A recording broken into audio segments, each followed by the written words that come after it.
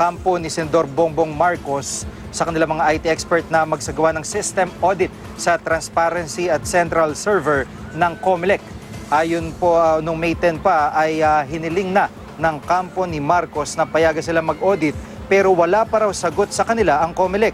Sabi sa sulat nila ay para kay COMELEC Chairman Andres Bautista, kung kayang baguhin ang computer script para maitama ang paglabas ng titik N. Ano raw ang garantiya na hindi nagalaw ang ibang mas importanteng bahagi ng sistema? Wala naman daw inaakusahan ang kampo ni Marcos, gusto lang daw nilang malaman ang katotohanan.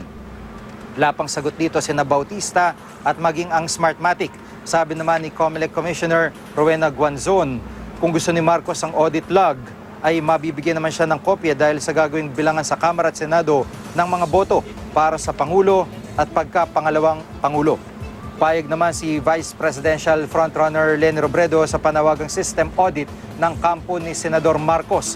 Kahit daw si Robredo makikinabang sa audit dahil maalis ang lahat ng duda sa resulta. Pero ang hindi raw maganda ay ang pagparatang na nagkaroon ng dayaan kahit walang basehan. Umaasa si Robredo na hindi mauwi sa masama ang umano'y mind conditioning na nagkaroon ng dayaan.